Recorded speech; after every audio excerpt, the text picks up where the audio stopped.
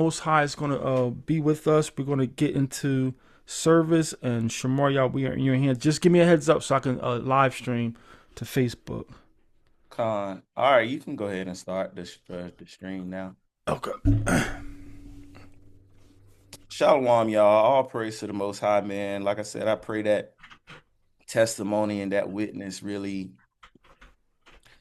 encourage y'all and just continue to increase our faith that we are the people.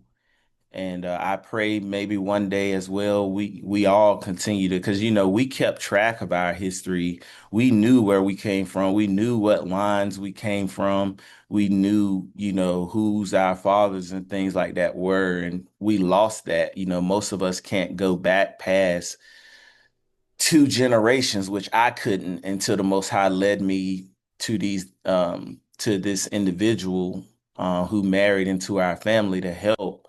Um, so all praise for that. So I'm going to be continuing today about the Gentiles. And if you're new or you maybe, I don't know if you've seen the And videos, if you if you're if you've seen the videos on the YouTube channel, I honestly, this is really like part 5 or 6 instead, but I'm calling it part 3 from where I started a few weeks ago or months ago. But if you, I eventually will probably put like a playlist. There's some ones called A Light to the Gentiles that I started when we were at the Bayat, and it just covered all the way from like the definition of what light was, and I did that to show like who needed the light. And I'm just showing that if you missed or you're new or whatever, all of it might not make sense because it's been going in order. And I'm just clicking just to show y'all how many slides we done been through. So if you've missed, you might not get it all today. It might not make sense, especially if you're new, because we already covered so much of the foundation to build to get, the people who have been seeing it already to understand. So I just wanted to say that just in case it's like, you're not able to follow, understand what we're talking about. So I pray the Most High increase your wisdom, knowledge, and understanding as well as myself. And we could definitely get into it. So today, like I said, we're going to continue to talk about the Gentiles. And on the screen, you can see this map here. This map is what they would call like sometimes like Asia Minor, and then you also have like Greece and Rome as well. I don't really have them like highlighted or anything for a specific, but if you look, you can see some of the places like Corinth, Corinth, Ephesus, Sardis, Pergia, Antioch of Syria, Lystra. You can see Rome in the purple all the way on your far left. Macedonia in the teal color. You can see Philippi, Apollonia, Thessalonica. So a lot of these places are places that you've seen books from the New Testament written to, and pray to the Most High over the course of this time and the next time that I present. We're gonna cover the fact that we had people in all of these different areas. So all praise to the Most High for that. For the Kathab reading, I want to get started today. And I want you guys to keep this in your mind. And I was saying lock in because it's, I knew like we was gonna have Ott open up and then with the testimonies and things like that. Plus today is the actual Shabbat for real, the Holy Shabbat. So this is what we supposed to be doing. If it goes a little bit long, Salakia. So just lock in and let's see if we can really, flesh this thing out together and really get some good, information from the Most High.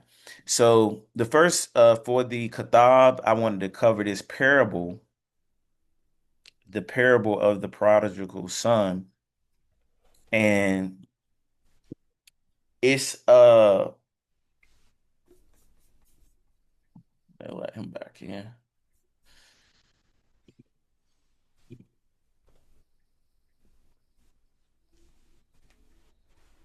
It might not know. Oh, there we go. All right. So all right, so it's in Luke 15, starting in Luke 15, verse 11. It says, you might have to mute whoever that is. It says, and a certain man had two sons, and the younger of them said to his father, Father, give me the portion of goods that's fallen to me. And he divided unto them his living. One second, y'all. I got you. All right. He said, and he divided, he said, Father, give me the portion of goods that's fallen to me. And he divided unto them his living.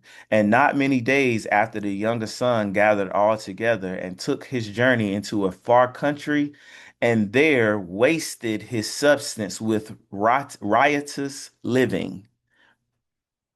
So the son took his portion and went into the nations. Keep that in your mind. And when he had spent all, there arose a mighty famine in the land, and he began to be in want. And he went and joined himself to a citizen of that country, and he sent him into the fields to feed swine.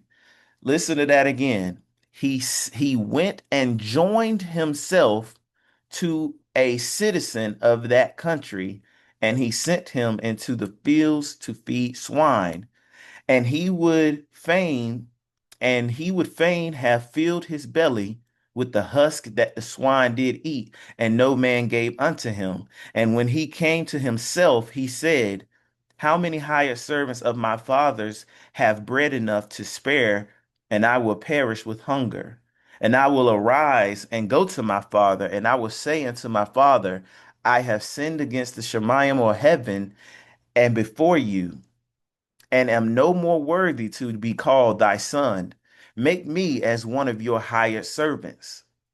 And he arose and came to his father. But when he was yet a great way off, his father saw him. His father had compassion and ran and fell on his neck and kissed him. And the son said, Well, I want to say about that, that's like when you, even us, being a citizen of another land, turned away from our covenant that the Father has given us. And in the midst of that captivity, we awaken and bethink ourselves, and we acknowledge that's one of the things that's required for us to get repentance or forgiveness from the Most High. We acknowledge that we have been sinners and are unworthy, of the Most High's grace, the Most High's love. Um, and at this time, that's what the prodigal son, the son that walked away, is doing, and he's feeling lowly because of the wickedness that he committed. And when he goes and acknowledges his sins and goes and repents back to the Father, we're scared. We're not sure what the Father's going to do, and the Most High is there waiting for us with open arms, showing us His mercy and grace, and He was just waiting for us to turn back to Him the whole time. So it says, and the Son. Uh, and he went to his father, but when he was great a way off, his father saw him and had compassion, mercy, and ran and fell on his neck and kissed him. And 21 says, and the son said unto him, Father, I have sinned against heaven and in your sight. I'm no more worthy to be called your son. Now, a note, a lot of people talk about Isaiah 56, but I won't go into it right now, but I believe Isaiah 56 is still talking about the Israelites, because it says you're going to get a name greater or more worthy or greater than a son. And this parable is giving you an example of why that is because he's saying, I'm not even worthy to be called your son anymore. And the Most High is letting them know that that's not true. But the father said to his servants, bring forth the best robe, put it on him, and put a ring on his hand and shoes on his feet, and bring hither the fatted calf and kill it, and let us eat and be merry. For this my son was dead. This my son was dead and is alive again. He was lost and is found. When you walk away from the covenant, when you're in sin, sin separates you from the Father, you're considered dead. And that's why this parable, he's saying, my son was dead and is alive again. He was lost and now he is found. And it says, and they began to be merry or happy. Now his elder son was in the field, and as he came and drew nigh to the house, he heard music and dancing. And he called one of the servants and asked, what are these things? What is going on? Or what do these things mean? And he said unto him, your brother is come, and your father have killed the fatted calf, because he have received him safe and sound. And he was angry and would not go in. Therefore came his father out and entreated him. And he answered to his father, said, lo, these many years do I serve thee, neither transgress I at any time your commandment, and yet you never gavest me a kid that I might make merry with my friends. But as soon as this son was come, your living, which have devoured your living with harlots, you have killed him the fatted calf, or for him the fatted calf. And he said to him, son, you art ever with me, and all that I have is yours. So this elder son that never left the covenant was provoked to jealousy by the son that returned to the house that was dead and that was lost. Keep that in the back of your mind. It was meet that we should make merry and be glad, for this your brother was dead, the other tribes, and is alive again, and was lost and is found. Did anyone want to make any comments about that parable before we go on? Uh, can I still be heard clear? It's not as clear, but I can still hear you. How about now? Con. Okay. Khan, yeah, this always reminded me of the northern and southern kingdom. And I'm paraphrasing it, but it didn't it say something like Ephraim shall not envy Judah and Judah shall not vex Ephraim or something like that. That's just what it reminded me of when you were reading it right then. But I'll yield with that. Con. Keep it in your mind. Anybody else? Nah, I just want to encourage you. You already cooking, man. You got me stirred up over here, man. This is already good. All praise to the most. All praise to the Most High. I did want to say before I continue, I already prayed earlier, but just, the Most High just purify me, cleanse me from my sins. And also, if it's anything that we find out later that is incorrect, I pray the Most High charge it to my ignorance and not to my heart. Um, I know teaching and bringing out words is really a big responsibility. I know James talks about it. Your judgment is a lot higher or strenuous than others. So it's definitely a big responsibility. And I just pray the Most High oversee and overlook, everything that I'm doing. And as well, you all forgive for any mistakes that, I might have missed or forgot to. I'm gonna go edit that and then just forgot to go back and change it. But all praises, man. Yeah, Um, I wanted to jump in too, because this is a powerful series we're doing, trying to help people understand the Gentiles, because this parable is related to the prophecy about the two sticks coming together, and Christianity has missed that the prophecy of the two sticks being one has never been fulfilled, and Messiah himself began to reconnect the two sticks, starting his ministry in Northern Kingdom and being crucified in the Southern Kingdom. So this is a very, very powerful series, and I hope people take the time to really go back and verify what we're saying. I yield. All praises. Um, we've covered this word, like especially if you go back to those old videos, a light to the Gentiles. And then, we're now on part 3 of this current rendition. But like I said, this is really like part 6, part 5. Um, but um I was like studying and looking at, I do want to say this too.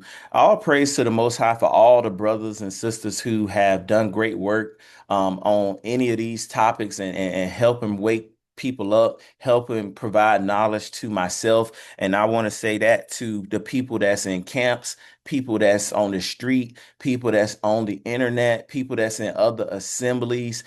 Even if we have disagreements and things like that, there's so many of y'all who have provided words, even just them reading the word, and I can audibly hear it over and over and over. I hear this person read, and I hear this person read, and it helps break all of that um, system, all of that dross that we had from Christianity and other religions off, just to hear the same things over and over, the same precepts or precepts you might have never heard. So I did want to say all of the brothers and sisters, assemblies, camps, teachers, everybody that's helped me through the power of the Most High Yahweh and His only begotten Son. I definitely didn't want to shortchange them. But this is from the Encyclopedia Britannica, and it talks about Gentile. It says Gentile is a person who is not Jewish. We know what that means by now. But we know that when we see Jewish, we know that it's talking about us, the Israelites. And it says the word stems from the Hebrew term goy, which means a nation, but it was applied to both the Hebrews and to any other nation. So that's what we've been talking about the whole time, that the fact that it's just a word that means nation is not something that's always talking about the other nations. It can be applied to the Israelites as well. And then it says the plural goyim, we would say garyam, especially with the definite article ha goyim or gayam. The nations meant the nations of the world that were not Hebrew. Even with that, you just got to check the context of what's going on. Going down, here it says in the green highlight, in post-biblical Hebrew, so after Bible times, Goy came to mean an individual non-Jew rather than a nation. Keep that in mind. This is not in biblical times. So this is a worldly view. Came to mean an individual non-Jew rather than a nation. And then it says, because most non-Jews in the Western world were Christians, go figure. Gentile came to be equated with Christian. Strictly speaking, however, any non-Jew is a Gentile. And before I get to let me just get this last part out. It says, in the Church of the Latter-day Saints, also called Mormonism, members regard themselves as Israelites. What? And Gentile is used to denote any person who is not of the house of Israel through blood descendant or adoption by means of baptism into the Church of the Latter-day Saints. How ridiculous is that? Go ahead, I just want to be plain and just be clear for the people listening. That green highlight that says post biblical, it means that after the Bible. So when we see the word Gentile in the Bible, it's referring to Israelites. We just got to be plain. I want to be plain and clear. It says post biblical Hebrew. That's after the Bible was published, meaning that during the publishing of the Bible or the biblical usage, the word goy is most likely referring to a Hebrew. I just want to be clear. And what you feel about the Mormons regarding themselves as Israelites? Yeah, this is the Most High. The Most High said, "Let me just calm down." This he sent people strong delusions, and we needed racism. I said it years ago. We needed racism because if the Most High didn't put a spirit of stupor for these people to believe that they were Hebrews, they would have destroyed all of our records. So all praise the Most High is using them as pawns for you to call yourself an Israelite or think you're an Israelite. The Most High has just deceived you. All praises. I yield. All praise. Anybody else have any comments? I know Jesher was talking about this before, so this hopefully this helps as well continue to enlighten everyone on this word Gentile. Yeah, Shalom, Khan. I'm just blown away. Like when you first brought it up, I'm thinking like the scripture before. I'm thinking like, oh, that's odd. Messiah would use this parable about being filled with sin and relating it to be in the midst of Gentiles. I wonder how that's going to play out. And then because I still had the Christian understanding, to a degree. And then when you started talking about the two brothers, like all praises off the top, Judah, Ephraim came right to mind. And then how you're just breaking it down and makes sense and just clarifying. So all praise to the Most High at the water. All praises. I love y'all. So yeah, man, keep that parable in your minds throughout this whole thing. Definitely keep that parable in your mind. Whew. Mm. I just wanted to say all praise to the Most High and say the water or thank you to Abijah. Try not to get emotional.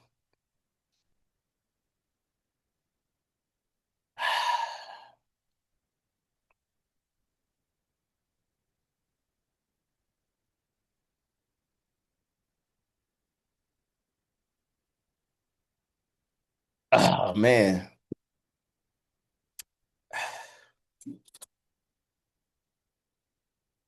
You never know when the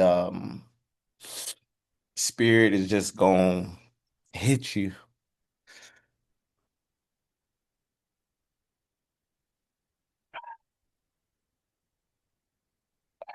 Man. Salakia, Salakia. I just want to thank the op man for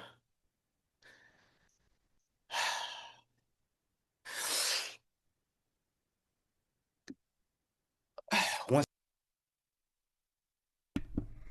All praises to the great I am. This is going to be a great, great series to help people see that this Bible from cover to cover is talking about us, the house of Israel, the 12 tribes. Most High is just using this brother. He's growing leaps and bounds, and he's taking this work seriously. And the fruit of his labor is showing. The fruit of his labor is showing. All praise to the great I am. Excuse me, man. These are these are two witnesses that I'm gonna be using today to help continue to prove our point. And I have a lot of information from these books, but I'm only using like two or three today. But it'll be more for the next time as we continue. I'm gonna just have to I'm gonna just have to say what I'm gonna say about you, Abijah, just at the end for some reason. But uh so the first book is called Hellenistic Civilization and the Jews. And I seen this book from some young brother on YouTube 2 or 3 years ago. And I could not find a video where he was talking about this book. And I didn't never I had the book in my Amazon for years, but I never went through it I only listened to his video and saw some of the stuff he covered in it. But, I guess this is the time for it. This was the time for it as I started, like, I don't even know what it was. I just started combing through it and just saw so many good gems in here. And I put this next book, which I actually have the physical copy of this exact book with the exact cover as well, The New Complete Works of Josephus. And um, I put this up here because Hellenistic civilization and the Jews, he basically just uses the works of Josephus from what I'm seeing. So, um, I really probably could have just used his book, but I feel like this Hellenistic civilization is given a uh, more pinpoint on the specific topic about the Greek time period and the Jews and things like that. So it maybe makes it easier to get to the information. So those are the two of the sources that help for some of this information. Uh, there we go. So I know I probably remember me talking about this. Uh, Maybe Nariah, I'm not sure. But if you look down in the bottom, I say here, a conquering nation wouldn't worship the servant's God or power. And that's just something that you may have heard at the Torah group. And I don't know if you remember that, where we was talking about how, Con, I do. I do. okay, perfect. If you're a slave or if another nation conquers you, why would they be the ones worshiping the God that you serve when they would believe that the power of their gods have allowed them to overcome your God? So that's something we always talk about. And when I was reading this, I thought this was interesting. So it says Josephus, and this is on page 371, and the book title is at the bottom.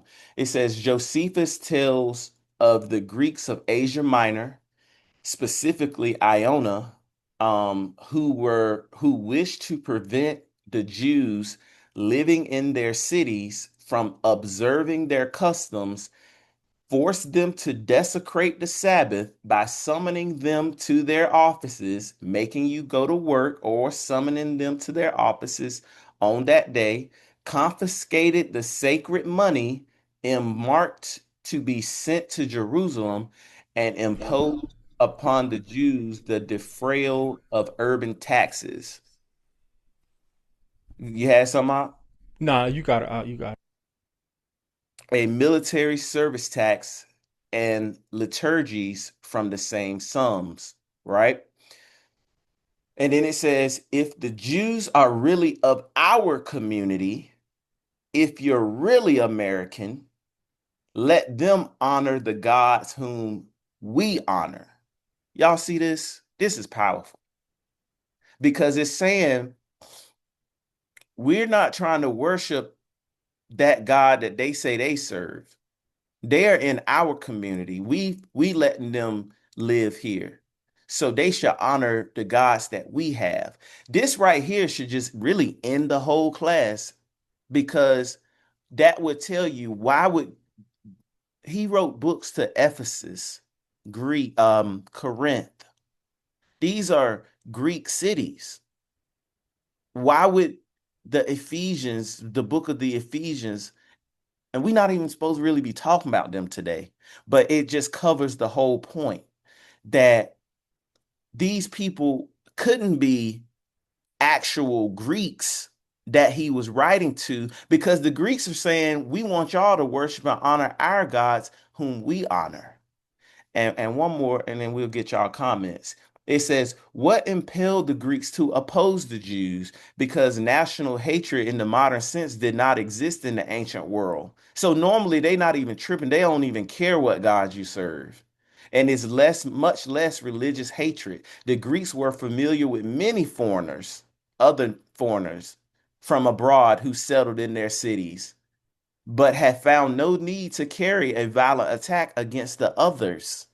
So why did they hate the Israelites of all people? Why did they hate the Jews of all people?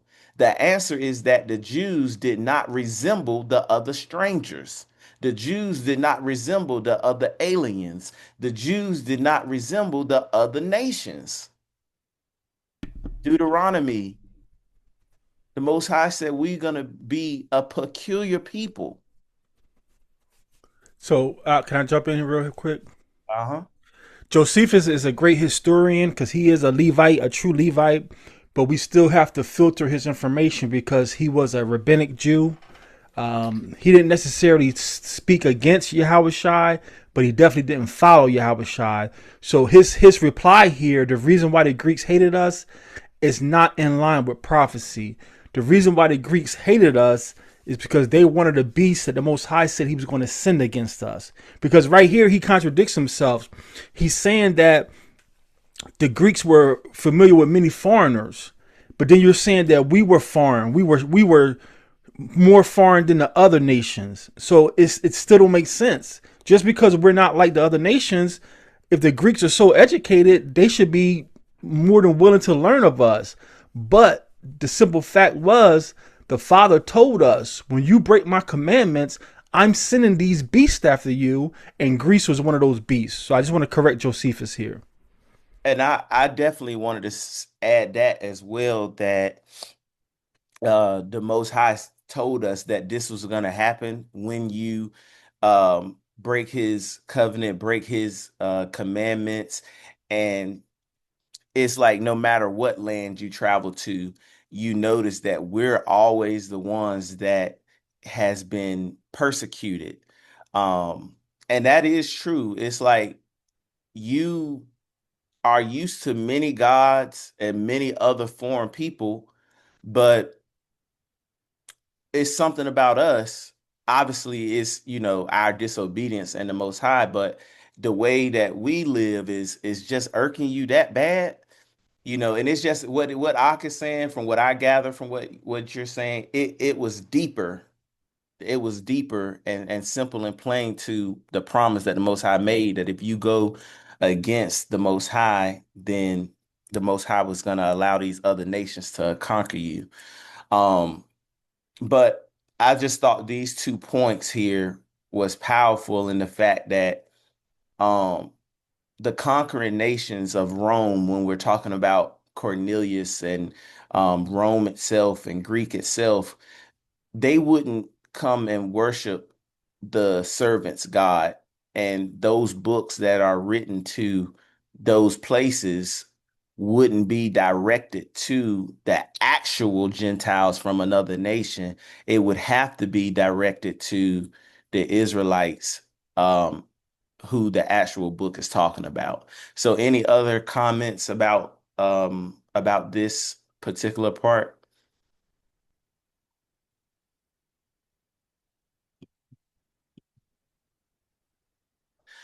So today, family, mostly I want to talk about the Israelites in Rome and the book of Romans, and then prayerfully in the next, just whenever the Most High says so. But we'll cover the Corinthians, Ephesians, etc. But Rome, this book right here, it's just so much to it. So I wanted to talk about the Israelites in Rome and how they got there, and some ways that they got there, because it's a lot of ways. But um, excuse me. The first wave, Jews were brought to Rome in the Maccabees era, and they say it's second century BC. Um, Abijah, could you give like another way to say second century? So Rome restarted their calendar after they came into knowledge of Yahushua Christ. So pretty much 200 years before the birth of Christ, our ancestors ran to Rome to get away from Greek persecution. So, and I hate acknowledging their system because even BC and AD, their system is just, it's deeper. I don't want to go on a tangent, but 200 years before our king was born, our ancestors ran to Rome to get away from the Greeks. We had a friendship alliance with Rome. That's what this is saying. The water. Another wave were Jewish slaves brought by the emperor, the Roman emperor Pompey, and they say this occurred 63 BC, and then I think it went through 59 BC. The third wave, and this is the summary, we're going to cover all three waves. After freedom, many Jews brought relatives or migrated to these areas for trade, diaspora networks, or political opportunities.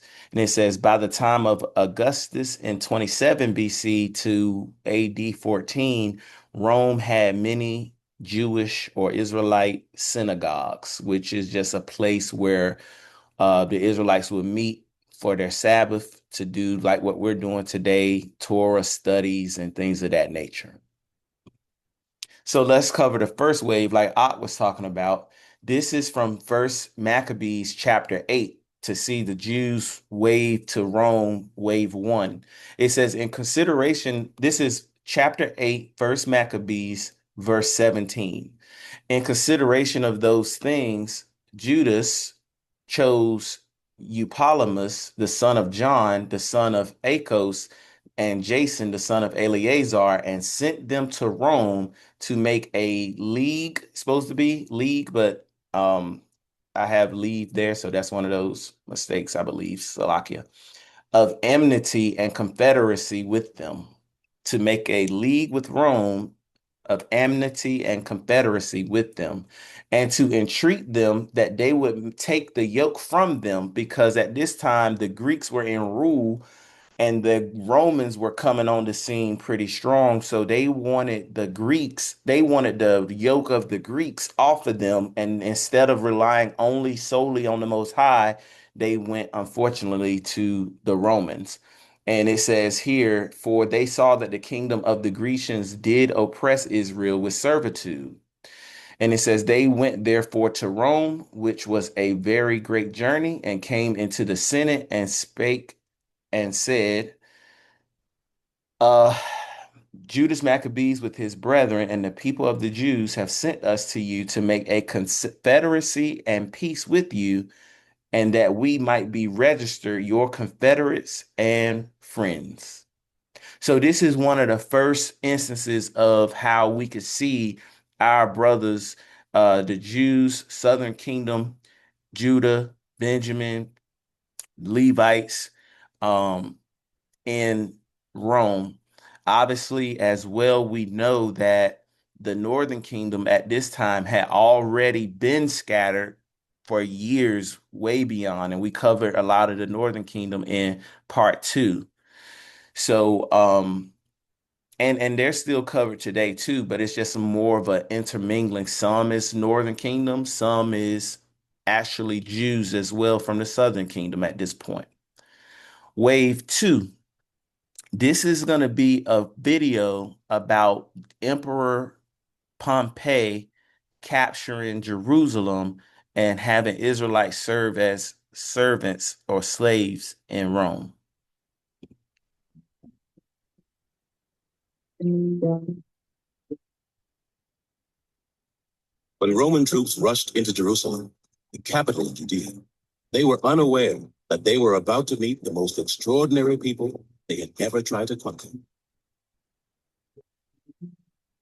The defenders of the city retreated not to a fortress, but to the temple of their unique God, make their last stand.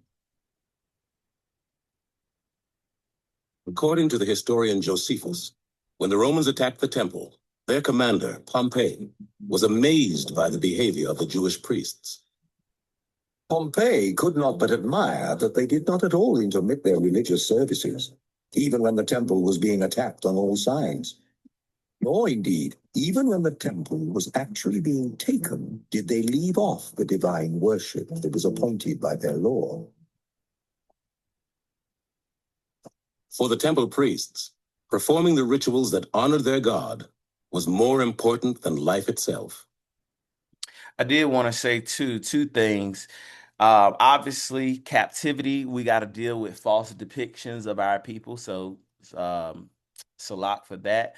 And also, as well, he says here that some of our people were so rigid that they wouldn't interrupt their services even in the midst of siege at times. And we know that you can see in the Maccabees, which they learned from, but that we would oftentimes get attacked on the Sabbath, and certain generations wouldn't fight on the Sabbath. And obviously, there was a time where we had to change that because they realized like we would just perish if we didn't defend ourselves on the Sabbath. But he said here, even in the midst of this here, that they were still performing the temple rites and things of that nature during this time.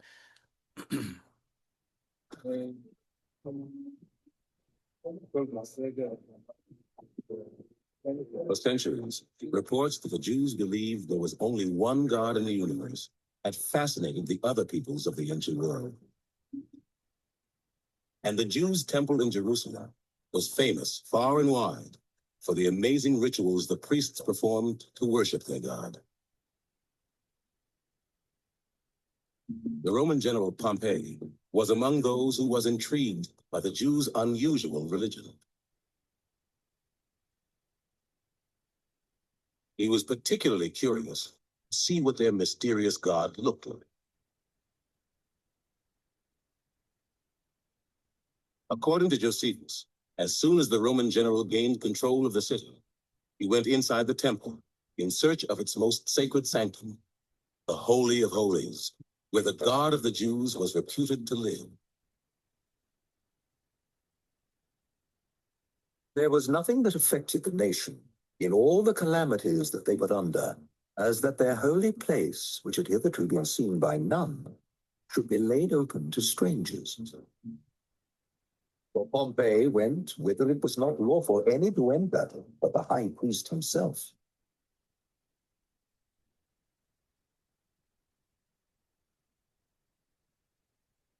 Instead of the great statue of marble or bronze that he expected, Pompey saw nothing.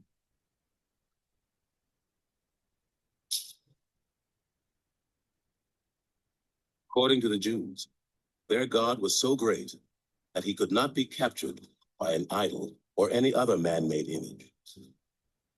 He was without form, timeless, and present everywhere.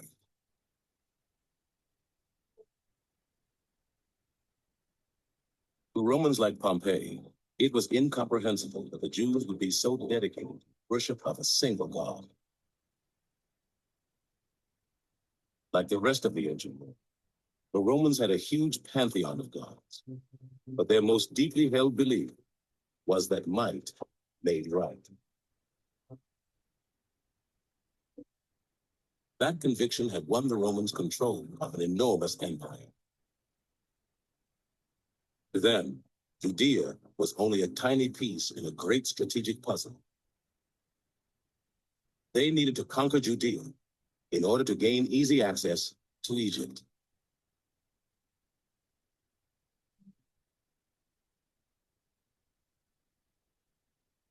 But to the Jews, Judea was the promised land, given to them by God to be theirs alone.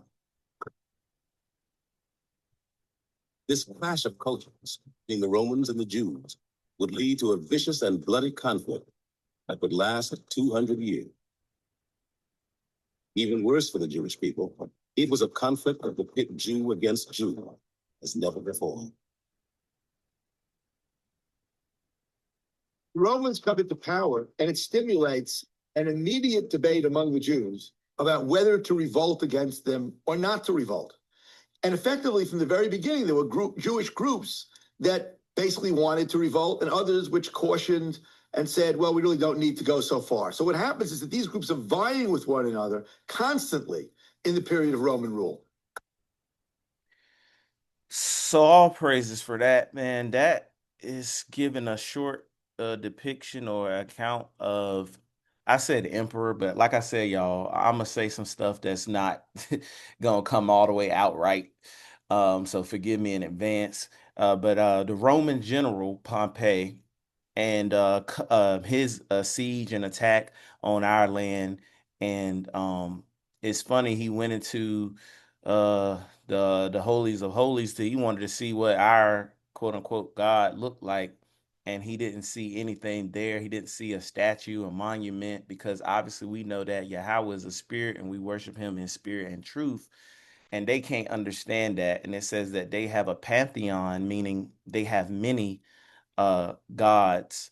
So our ways was very peculiar to them, and they wanted to, obviously have access to us, um, in addition with their access and reach to Egypt. Did anyone have any comments about that, or Abijah? I'm good. Oh, praises.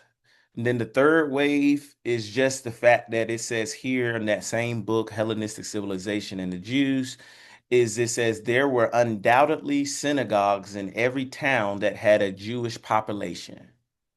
And it says they had many inscriptions and papyri mentions in 9 synagogues in Egypt. And then you go down, it says that the Acts of the Apostles, which we know that's in the Bible, refer to synagogues in Asia Minor, Antioch. I'm just naming some of them: Ephesus, Thessalonica, Corinth, Philippi. So it says in every town that was a synagogue, it was a Jewish population. So that should be a hint or a clue, the reason why Shawal or Paul even had to travel to these locations and why he wrote letters to these locations. All right. So as we go and travel through to the book of Rome or the book of Romans, I wanted to start here in Acts 28 and just point out a few key things that we see here. And hopefully all of these things paint the picture for us that help us to see who was being addressed in not only this book, but also the other books that Paul wrote. And it says, and when we came to Rome, the centurion delivered the prisoners to the captain of the guard, but Paul was suffered to dwell by himself with a soldier that kept him.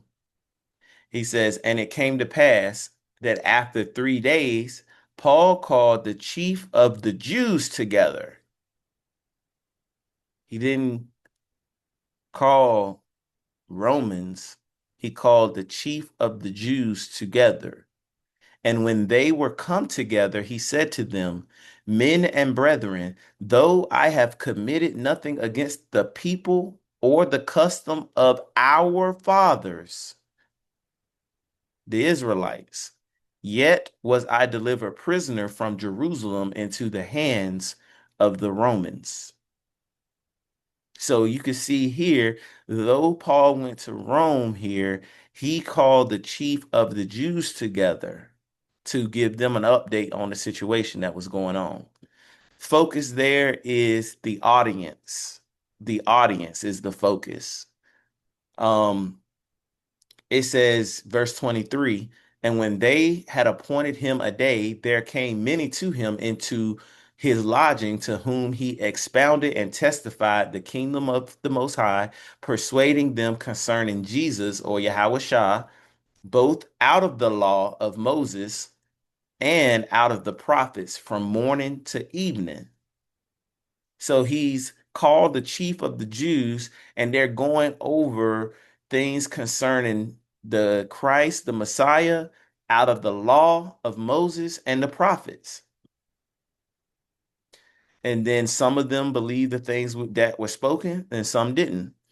And it says, be it known therefore unto you that the salvation of God, or the Most High, is sent unto the Gentiles, and that they will hear it.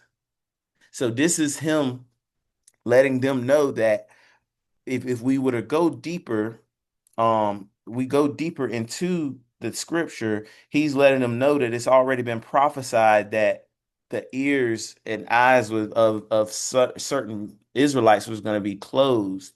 It was going to be shut off. Some will believe in the words of the Messiah. Some he's going to be a stumbling block to. But through that fall or through that unbelief, also that the salvation of the Most High is going to be sent to the Gentiles, meaning that now I'm coming to the Jews. I gathered the chief of the Jews together, but also those who have been sent away long before, like the parable of the prodigal son. That's why I want y'all to keep that in mind. The word is also going to now go unto them, and that's setting the stage for what we're about to see. Go ahead, I may have missed it. Did you mention to the people that what you just read is when Paul finally made it to Rome, that he found the Jews? Yeah, so that's what I said. The Okay. first, yeah, I had it. Let me go back. Okay, I missed it. I started in Acts because I said this is talking about. I said we're gonna go to the book of Romans, but we're starting in Acts because it talks about when Paul. It says, and when we came to Rome. Calm. Calm. And y'all know how I did for those who watched the YouTube or been on the live class, y'all know how I put in a better order for us to read the prophets. I could have done the same thing for the New Testament, but just to let y'all know, he went to Rome a lot later than the other books. So Rome or Romans comes first when you read it in the Bible, but really it probably should come near the end because he traveled across to Rome, but he went to Corinth and Ephesus and places like that before he went to Rome. Um, but that's a whole nother thing. Like I said, the focus is the audience because there's so many different ways we could really attack this thing. So if there's no questions or comments, we're going right into it with the book starting at Romans 1. Starting at Romans 1. It's addressed in verse 7. It's addressed in verse 7. And I just put some of the key things here.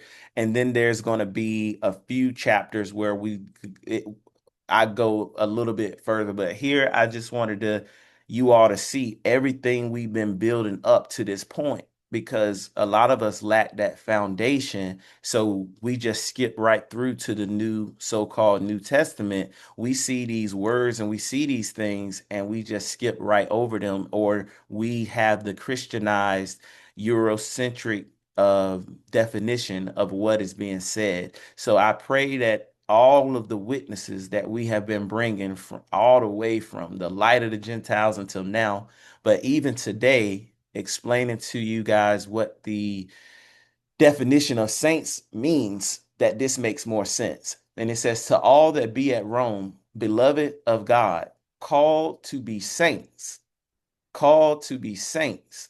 Grace to you and peace from God, our Father. That's a possessive word. And in your Bible, you may see, and our Lord Jesus Christ. Hebrew, we got Adonai, Yahushua, Hamashiach. And then in verse 13, it says, now I would not have you ignorant, brethren. When they use that term brethren, it's referring to Israelites that oftentimes I purpose to come unto you, but was let hitherto that I might have some fruit among you also, even as among the other Gentiles or other nations. What he means right here is I've already been to Corinth. I've already been to Ephesus. I've already been to Philippi, and I have been able to give them the word and receive and produce fruit, believers. Now I'm coming to you who are at Rome, and I'm praying that I also gain fruit among you also. So I hope that makes sense for y'all. And then another, like I said, the key phrase for your audience, called to be saints. Called to be saints. Go ahead, Op. I want to share this, and then I'm just going to be on mute, just listening. That book that you referred to earlier, I knew I had it. So I found my hard copy, the Hellenization, the Hellenistic civilization in the Jews. I got my hard copy, and just to go along with the Bible that we're reading here, you're saying that these Christians are Jews, and this book, chapter 2, it says Jewish community in Greek city. This is page 297.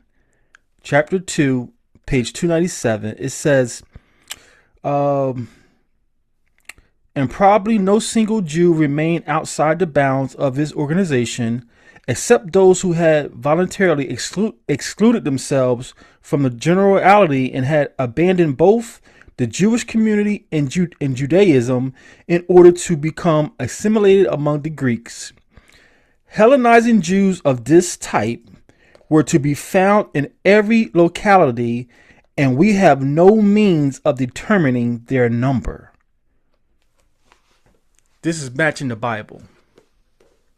All praises, and there's a lot of witnesses in this book that we will go over some more, but I appreciate all input. You definitely don't have to, if you're busy, I understand, but might need you to pop, back in like we do, but we'll see, how it goes. Um, so it says, so as verse 15, so as much in me, I am ready to preach the gospel to you that are also at Rome or are at Rome also. So that's just pretty much what I just explained. And then I had to put this in there since this was a topic of conversation. He says, for I am not ashamed that the gospel of Christ, excuse me, the gospel of Christ, for it is the power of God unto salvation to every one that believeth, to the Jew first, and also to the Greek. To the Jew first, and also to the Greek. To the Jew first, and also to the Greek. Now, we've already, even with what Ak just read, should give you an idea of what this means to the Jew first and also to the Greek, and all the things that we've brought out. But we're going to continue to hopefully make this make more sense and make it clear for someone who never seen this. And I know for me, it's not easy to put it together to where someone else can understand it. That's why it takes time to like get these things going. And so I knew I couldn't skip over that. So what does it mean to the Jew first and to the Greek? Many of our people, the Jews, forsook the laws of their fathers and adopted the customs of the Greeks. This is from Josephus. Um, like Ox said earlier, he is an Israelite, but he was from the rabbinical Jewish sect and those who didn't necessarily believe in the Messiah. This is from his book, The Antiquities of the Jews. 12, I believe that's chapter 12 and 5 and 1. But the key here is that many of us, our folks, forsook the laws and adopted the customs of the Greeks. Another witness is First Maccabees chapter 1, 11 through 15, which I'll get that real quick for us as a witness, that our people, like he just read, Tazabah just read, they assimilated into Greek culture, and that is why it is saying to the Jew first and to the Greek. So let me turn to the First Maccabees. First Maccabees 1 and verse 11 says, in those days went there out of Israel wicked men who persuaded many, saying, let us go build, or let us go and make a covenant with the heathen that are round about us. For since we departed from them, we have had much sorrow. So this device pleased them well. Then certain of the people were favored I don't know why I'm saying this crazy like this. Then certain of the people were so forward herein that they went to the king who gave them license to do after the ordinances of the heathen. Whereupon they built a place of exercise at Jerusalem according to the customs of the heathen, like a gymnasium, and made themselves uncircumcised, and made themselves uncircumcised, and made themselves uncircumcised, and forsook the holy covenant, and joined themselves to the heathen, and were sold to do mischief. Now, how do you make yourself uncircumcised? I mean, that is just absolutely even ridiculous to think about. There is language and scientific terms for it, but I don't even want to get into that right now. But just know that that's how far they went to be like the other nations, that they would uncircumcise themselves, that they would partake in all the wicked customs of the other nations.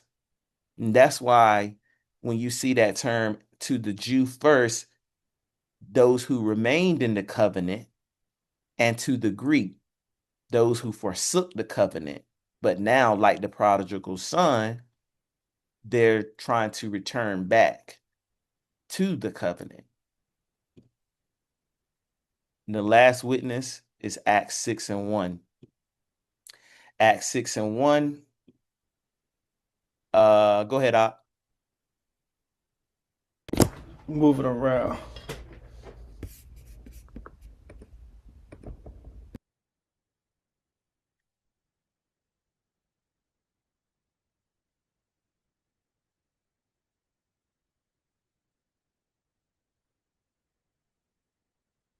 I'll just interrupt when you're ready. It says, this is the Strong's G meaning Greek, word that they use often in the Bible for Grecians. And it says it's a Hellenist, one who imitates the manners and customs or the worship of the Greeks and the Greek language used in the New Testament of Jews born in foreign lands and speaking Greek. A Hellenist, a Greek speaking Jew, or a Grecian. Did anyone have any comments about them and why they would be called Grecians, or they may say to the Greek?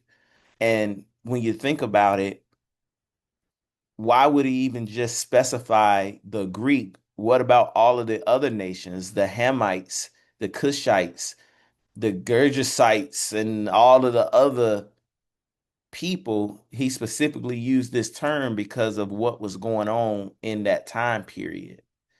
So all praise. If there's no questions or comments, we can continue. So these are just some key phrases. The focus is who's the audience right now. The focus is who are these Romans? Is it actual Romans, or is it Israelites living in Rome, or is it Jews living in Rome? So that's the key to, if you don't take anything else out of this, that's what the purpose of this part is. So another key phrase here, it says in Romans 2 and 17, it says, behold, you are called a Jew, and restest in the law, and makest thy boast of God. You are called a Jew, but I thought they were Romans. And these things have been in the Bible the whole time. He's telling us who the audience is. Behold, you are called a Jew. And he's letting them know that you guys are still boasting in the sacrificial laws of the Most High. But his job is to introduce the Messiah into the picture. And it causes a lot of the confusion and things of that nature. But like I said, if you don't take anything else, your focus is the audience. The audience. Romans 3, 9 and 10. It says, "What then? Are we better than they? No, in no wise, for we have before proved both Jews and Gentiles, they that they are all under sin, as it is written, there is none righteous, no, not one." So Romans 3, 9, and 10, if he says, as it is written that they are all under sin, this is something that comes from the book of Psalms from King David. So let me go to that. I think I put those up there. Yeah. The book of Psalms from King David.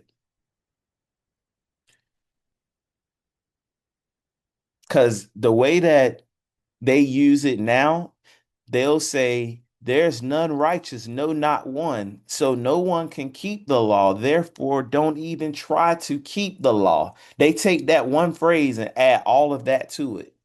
There's none righteous, no, not one. So you can't keep the law. So don't even try.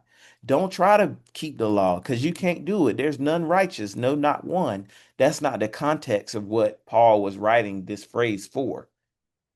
And one of the witnesses from that is Psalms 14, 1 through 3. It says, "The fool have said in his heart, there is no God. They are corrupt. They have done abominable works. There is none righteous," or it says, "there is none that doeth good.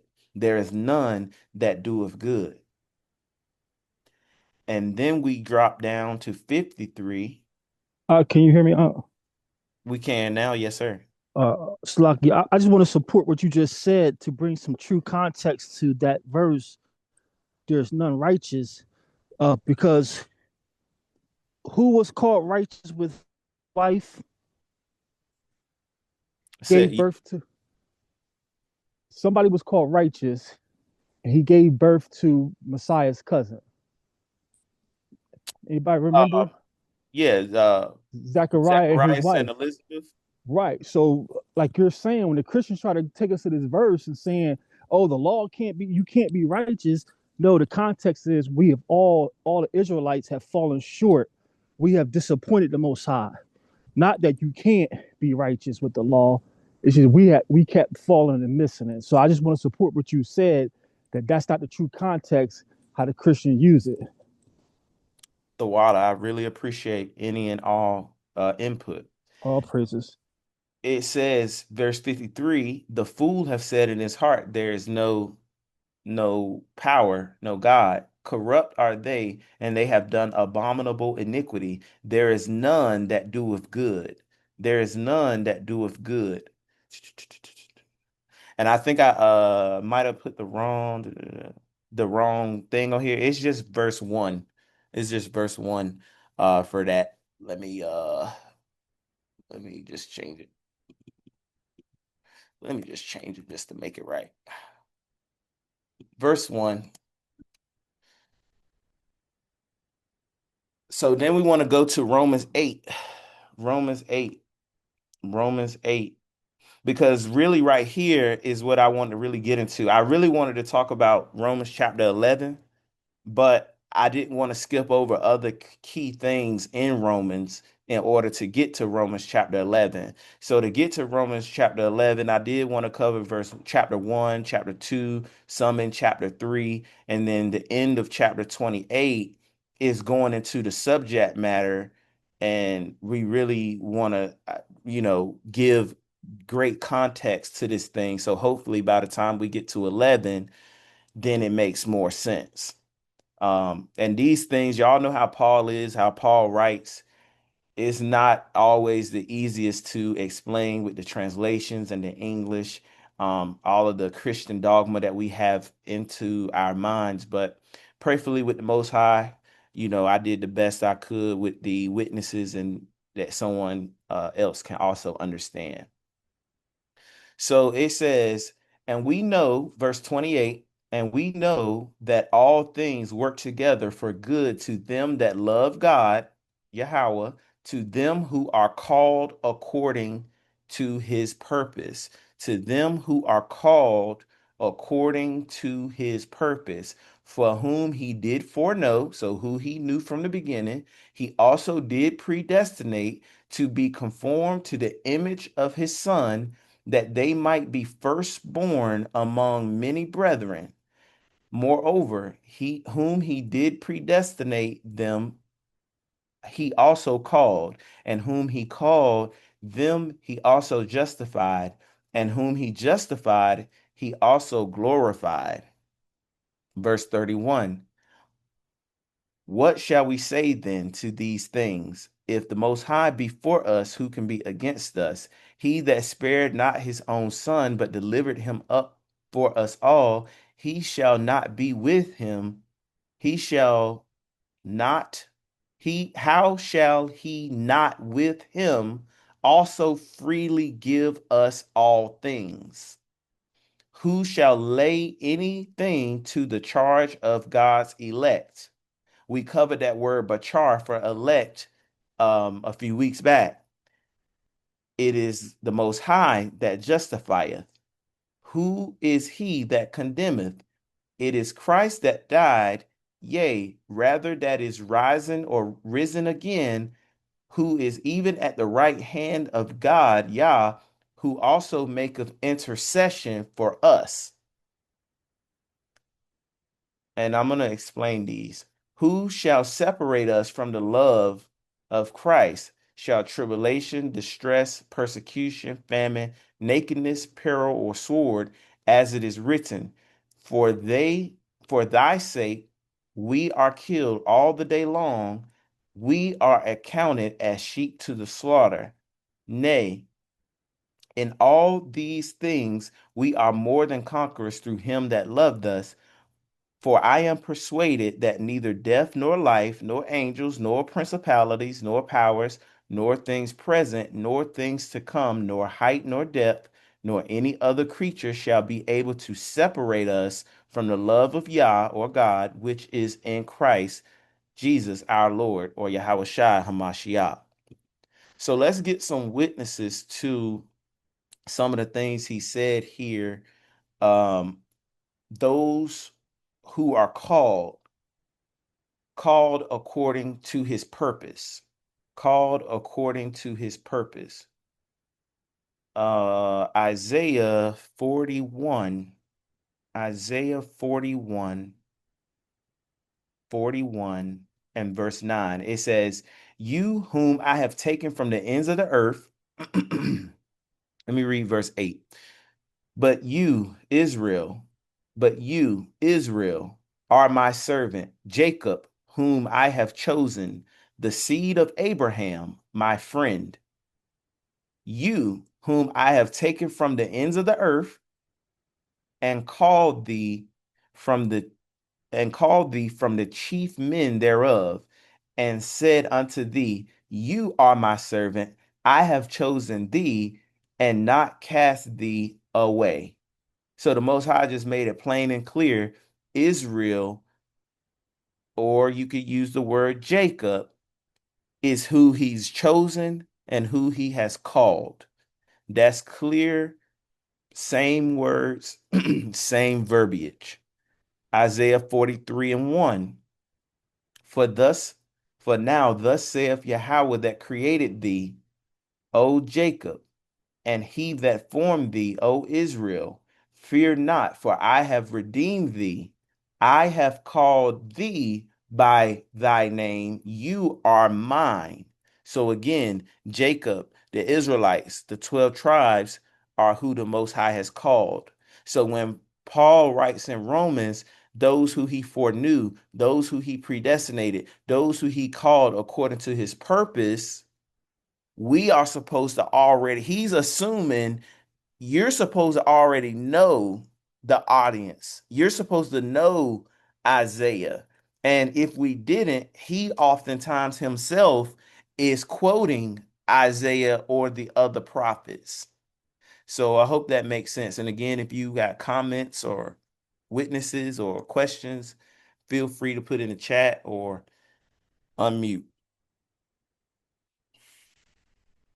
Some more witnesses to this and what he said in Romans 8 is Amos.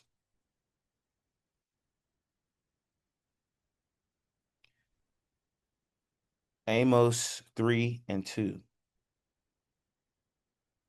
Amos 3:2, it says, you only have I known of all the families of the earth. Verse 1 says, hear this word that the Most High has spoken against you, O children of Israel. So that's the subject or the audience. You only have I known of all the families of the earth. Therefore, I will punish you for all your iniquities. So again, we see that the audience that is being talked about here, the same language that Paul is using in Romans, is the Israelites. Then we also have Deuteronomy 7:6. And we know that in Deuteronomy, the audience was the 12 tribes. It says, for you are a holy people unto the Most High. And it says, the Most High have chosen you to be a special people unto himself above all people that are upon the face of the earth. 7:6. Yeah, so that's right. 7:6. So again, the Most High has chosen his people, the Israelites. Go ahead, Yashar.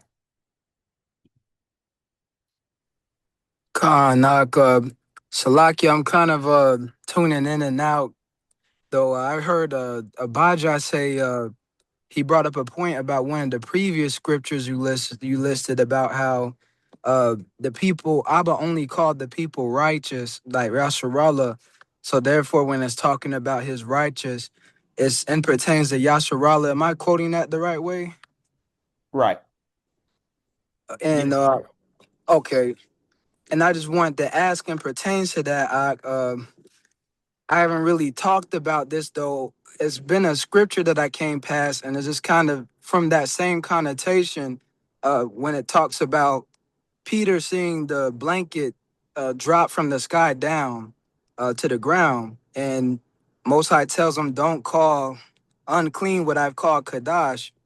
And I've always thought of that like I would never call the other nations Kadash, so why would he say, "Don't call unclean what I've called clean," unless he was talking about the mix of our people? And then on also another thing that stuck out was just the fact the blanket was it had four corners, and I was thinking about the four corners of the earth. Though I wanted to ask, I don't know if you already talked about it, Salaki. If so, I wanted to ask if, how you felt about that, or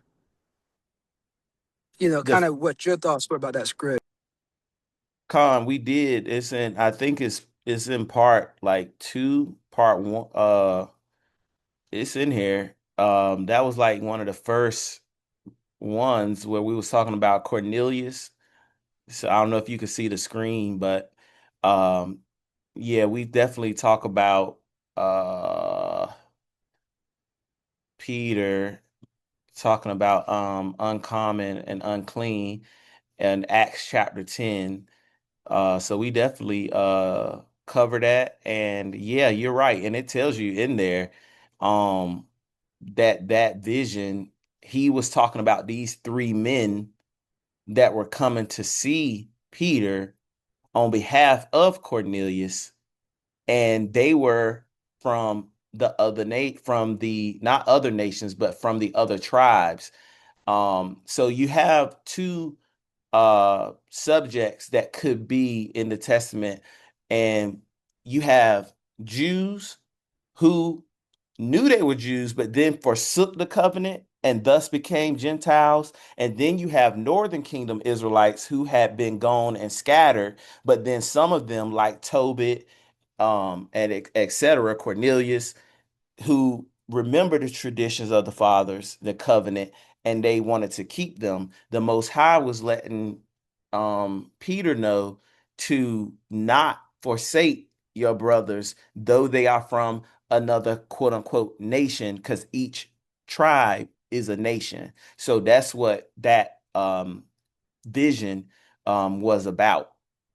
So you are correct. Why would he, if he only called us clean or righteous or Kadash or saints, he couldn't have been talking about an actual foreign nation. So yes, you are correct in that. And the four corners could represent the scattering to the ends of the earth, or the four corners of the earth. So I hope that answers your question and makes sense. Khan the water. Yes, sir. Um, so just continuing on, great question. Um, great question. There was in Romans where Paul says that Christ made intercession for us. Christ made intercession for us. So who's the us? And that's what these last two witnesses are for. Because Christ himself says that in Matthew 15:24, I am not sent but into the lost sheep of the house of Israel. I am not sent but into the lost sheep of the house of Israel. So that should let us know that the audience that Paul is saying in Romans has to be talking about the Israelites, because that's who Christ would have made intercession for, if that makes sense. And another witness to that is Matthew 1:21, where they say, and she shall bring forth a son, and you shall call his name Jesus, or Yahweh salvation, or Yahweh Shah, for he shall save his people. His people would have to be the 12 tribes, the Israelites, from their sins. You would only have sin if you was given a covenant that told you what to do and not to do. So it's so many layers to this thing. But I pray that that makes sense in terms of Romans 8:28 and 38, because 8, 9, 10, and 11 all roll together. They all roll together. And like I said, if you have a question, comment, put in the chat, unmute. We just gonna continue to roll on. And these are on the screen. You know, you can go back on the YouTube and watch it, or you can write them down. Feel free, either one you see fit. We also have Romans 9, and this is, you know, very popular amongst our people. And the main focus here is just going to be just the audience, just the audience. And so let me just kind of start at the top. It says, I say now the truth. I say the truth in Christ. I lie not. My conscience also bearing me witness in the Holy Spirit, Holy Spirit, that I have great heaviness and continual sorrow in my heart. For I could wish that myself were accursed from Christ for my brethren, my kinsmen, according to the flesh. So it's not spiritual, it's a physical flesh, physical relationship, kinship that he's talking about. And he says, who are the Israelites? Who are the Israelites?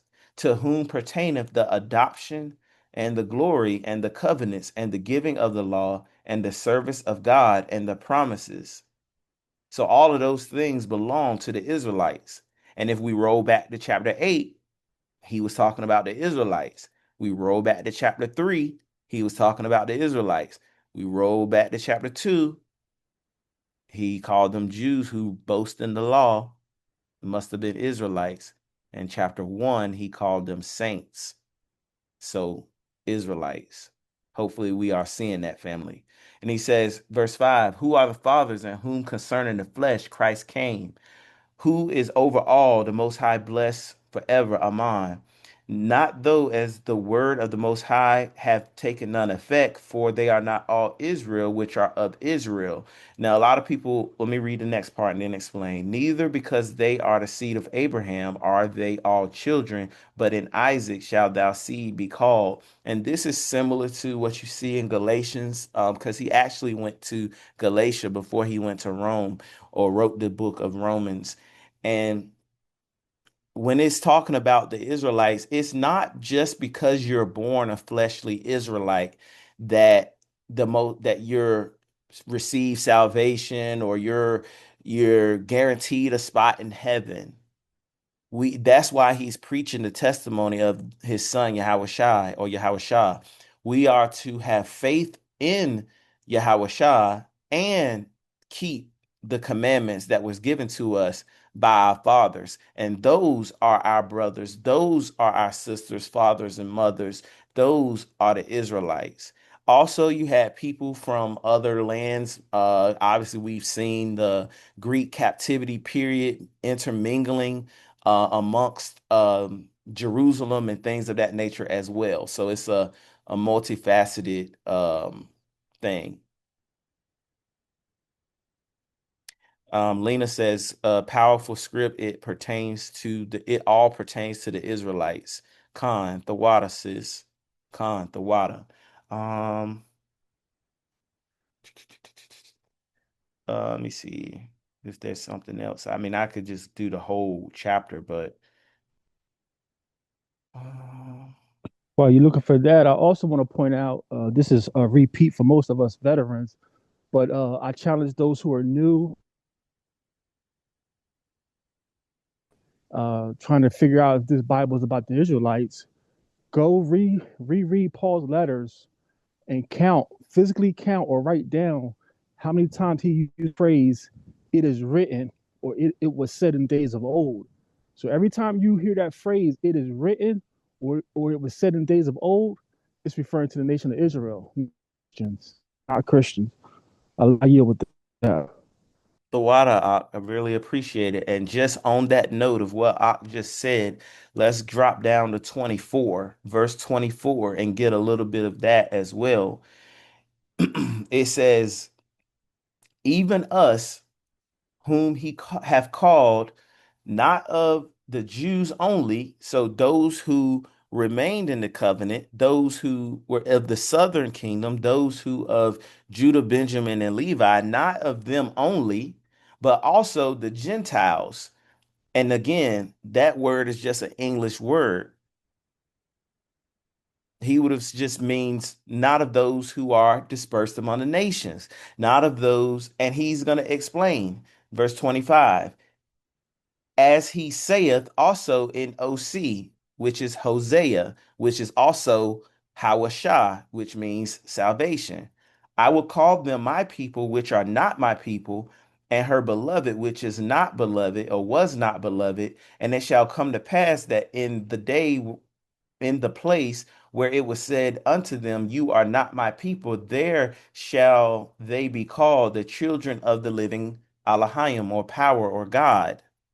And that prophecy hasn't 100% been fulfilled yet, because at the end it says we're supposed to all be in the land and things of that nature.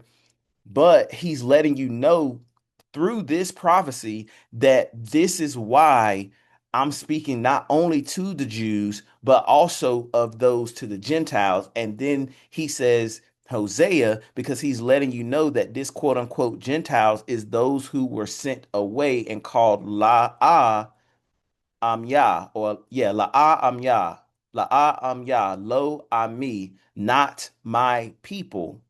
We covered that 2 videos ago to set that foundation, and it's just so much information that you might just have to watch it all, on your own time and in order. But he's giving you, even in English, the subject matter of who he's talking about. And then he says, like I was just saying, Isaiah also says, so if Isaiah or Hosea is talking about it, he was only talking about the Israelites. They were only talking about the Israelites. And it says, though the children of Israel shall be as the sand of the sea, only a remnant shall be saved. And a remnant doesn't necessarily mean a small number, but a remnant is the remaining portion. If we're as the sands of the sea, that's a number you can't number, but a remnant will still be a large number. You can't name all the sands of the sea or list or number them, or the stars in the Shemayim or the heaven, but as long as those some remain and we can't even count them, it's still a great number of us.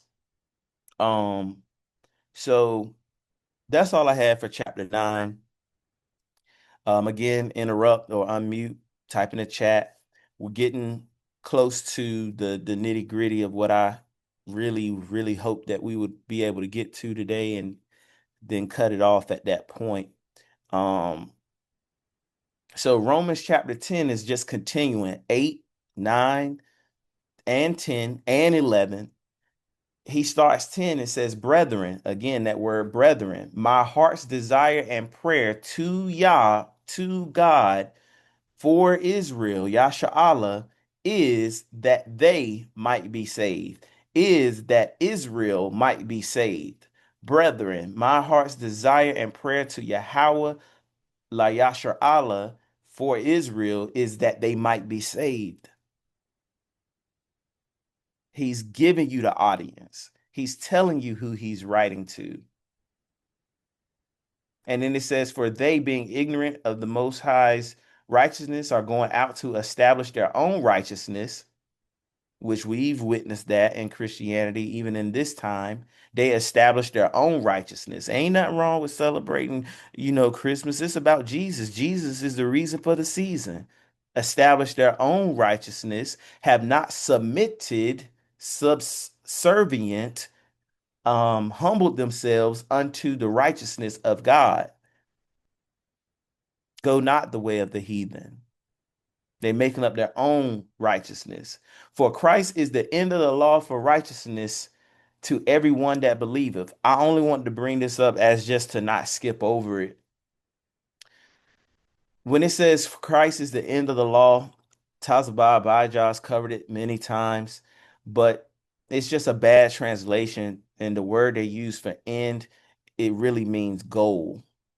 Christ is the standard for the law, for righteousness to everyone that believeth. Christ is the goal of the law.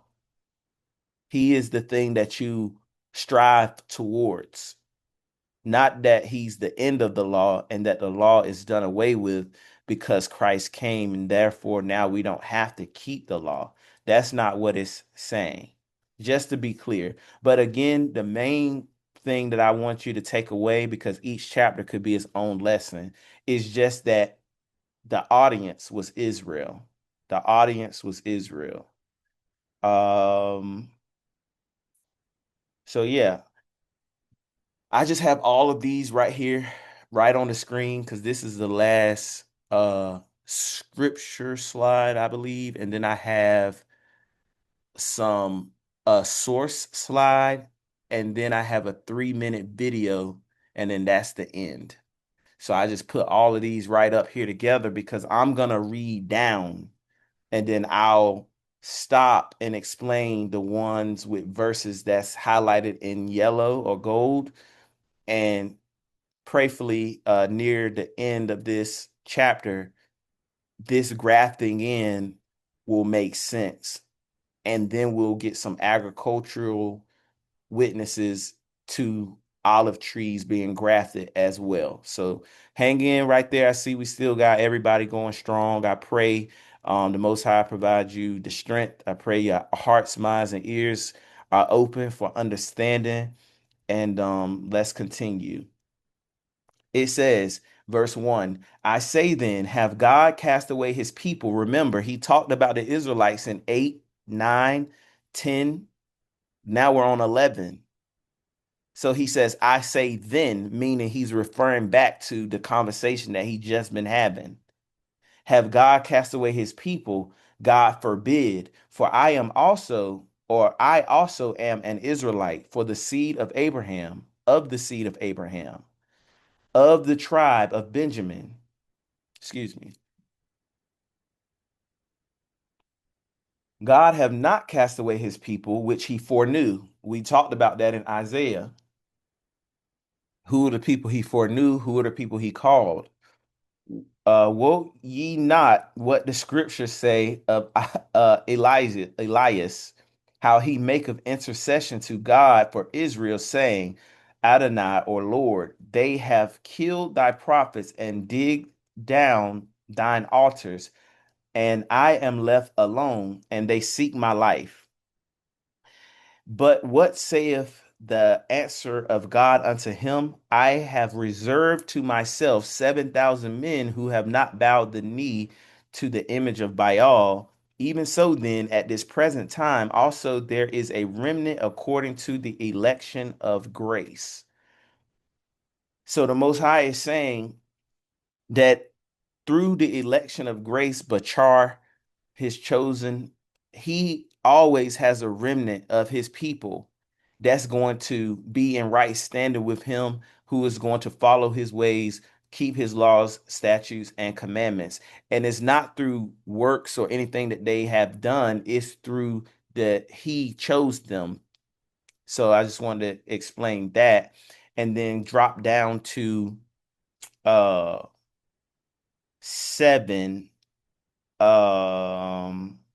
where it says, "What then Israel have not obtained that which he seeketh for, but the election have attained it, and the rest were blinded, as it is written." So that means he's referring back to the Torah. "The Most High have given them the spirit of slumber, eyes that they should not see, and ears that they should not hear until this day." So you had, though they went to the Jews, the Jew first. And the reason why it talks about the Jew first and the saving of the Jew first, so that the other nations or tribes won't boast against them or magnify their office against them or magnify themselves against them. The word and salvation had to come to the land that the Most High put his name on, Jerusalem. Those who did stay in the covenant, though they ended up still going astray, they didn't go completely, quote unquote, wild as the northern kingdom did and got disinherited, as in no longer my people, which would make them Gentiles. So even amongst the Jews, remember, you had the Sadducees, the Pharisees, the different priesthood members and noble members who did not believe in this word. They did not believe in the Messiah. They were blinded. They were put into the slumber. They could not see nor hear. And this same part of the subject is going to come up, and he's going to give an explanation of like why that is as we continue. So now we get to 11:11, and it says, "I say then, have they stumbled that they should fall? Yah forbid, God forbid, but rather through their fall, salvation is come to the Gentiles for to provoke them to jealousy." So that's a mouthful. But that's why I said in the very beginning, remember the parable of the son, the two sons.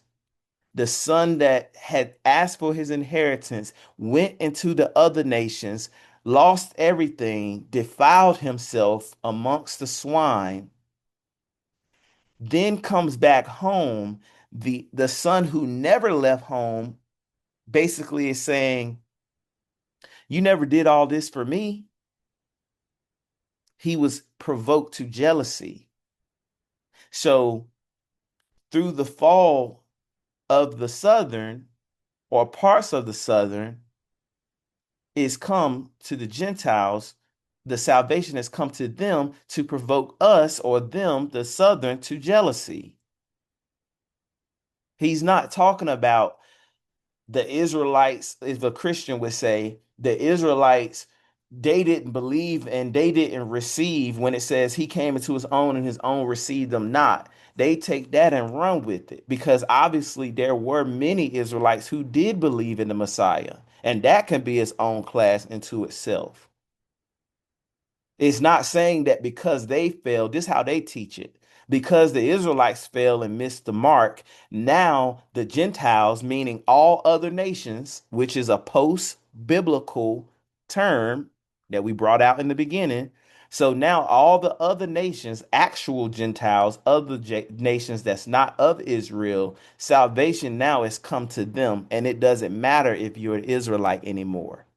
That's what the Christianity would teach. That's not what Paul is talking about. This is just like the parable, the two sons.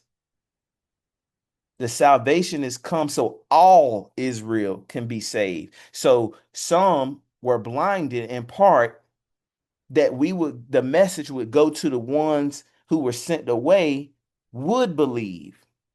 They will come back, because that's why he sent Paul out to those other nations. And I want to talk about the fall, and should they stumble that they should fall, and go to Luke 2:32, and then just come right back to that, or Luke 2:34. Luke 2:34. And it says, and we covered this Luke chapter 2 as well in the previous two segments of this class about the man who was promised that he wouldn't die until he saw the salvation, which is Messiah. And then he says that verse 29, let me depart in peace according to your word, because I have seen your salvation, which you prepared before the face of all people. Yahushua or Jesus would be a light to lighten the Gentiles and the glory of your people Israel. We go into more detail about that in the other classes, but also he explains it right there, the glory of your people Israel. So verse 34, it says about the fall. Should they stumble, that they should fall? Should they go so far that there's no redemption for them? Shall they fall and not be able to get up? No, God forbid. And Simon blessed them and said unto Mary his mother, behold, this child is set for the fall, stumbling block, tripped over it, I fell, but also the rising again of many in Israel. Clear as day. Shall Israel stumble that they should not recover and be like the Christians say, oh, it doesn't matter, they fell. So now it doesn't matter if you're Israel, anybody is accepted as long as you believe in Jesus. That's not what this is saying at all. And he even says it in their so-called New Testament. Christ is made for the stumbling, the rock of offense, so that they would fall, but yet rise again for many in Israel. So I hope that part makes sense for you, family, as we continue down Romans 11 and 14. Romans 11 and 14. Romans 11 and 14. If by any means I may provoke to emulation them which are of my flesh and save some of them. Just like how we talked about the prodigal son. Provoke to emulation is the same thing to provoke to jealousy. And when he says of his flesh, he just told us earlier that he was of the tribe of Benjamin who dwelt with the southern kingdom. So they're not listening to me. Some of them are not listening. All of them don't believe in Jesus.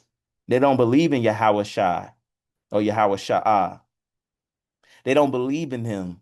So he's saying that the casting away, the falling, that he would provoke, they would be provoked to immolation, which is of his flesh, and he might save some of them.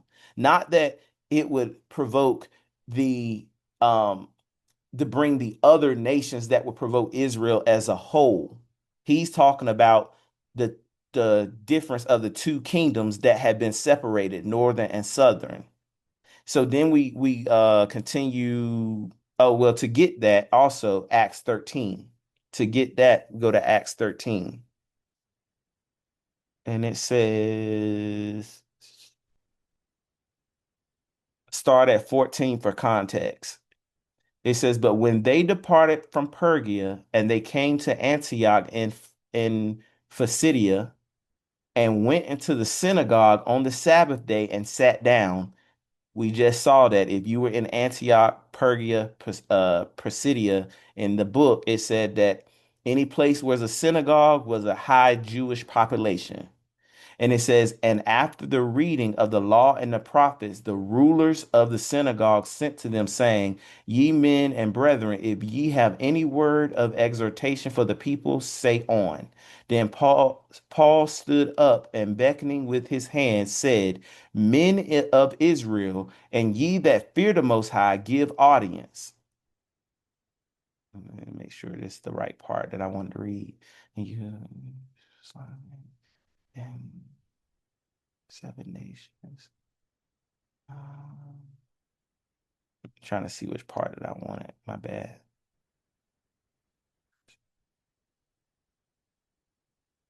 Oh, let me think I screenshotted it.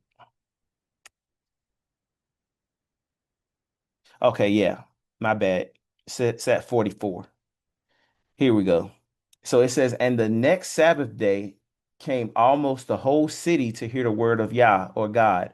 But when the Jews saw the multitudes, they were filled with envy, just like the son that never left his home. See that? He's sitting in the corner like, what's all this commotion? Why they cut the fatted calf? I've been here the whole time and they ain't celebrate me. So the Jews saw the multitudes, they were fulfilled or filled with envy and spoke against those things which were spoken by Paul, contradicting and blaspheming. Then Paul and Barnabas waxed bold and said, it was necessary that the word of the Most High should first have been spoken to you, Southerners, Southern Kingdom, Israelites of the Southern Kingdom, the Jews, but seeing you put it from you and judge yourselves unworthy of everlasting life, lo, we turn unto the Gentiles. For so have the Lord or Adonai commanded us, saying, I have set you to be a light to the Gentiles, that your salvation, or that you shouldest be for the salvation unto the ends of the earth. And when the Gentiles heard this, they were glad, glorified the word of Adonai, and as many as were ordained to eternal life believed. So this group of people could contain Northern Kingdom Israelites, but not just them, also people who were Jews, but chose to uncircumcise themselves, chose to assimilate into Greek culture. They would now be considered Gentiles as well. Just like us being over here and not knowing who we were, we would have been considered Gentiles because we didn't keep the law, statutes, and commandments. We kept pagan holidays. We worshiped false gods. Israel, Muslims, Christians, all alike. That's turned from the covenant of the Most High. We will also have been considered Gentiles. I just want y'all to understand that it's not just Northern Kingdom only. It's not the other nations unless it's in the right context. So hopefully that makes sense about the emulation, provoking to emulation that he talks about in Romans 11 and 14. If by any means I may provoke to emulation them which are of my flesh and save some of them.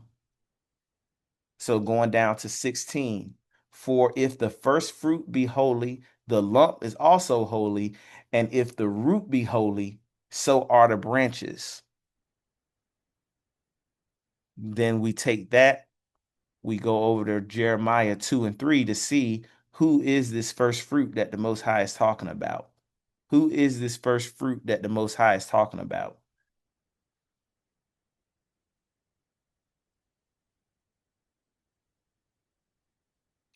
Jeremiah 2 and 3. Israel was holiness unto Yahweh or the Lord, and the first fruits of his increase. All that devour him shall offend, evil shall come upon them, saith the Most High. So you see that the first fruits is a term or a terminology referring back to the Israelites. That's, if you don't remember or take nothing else from it, that's what you should remember. That's what you should remember. So go back to 16 and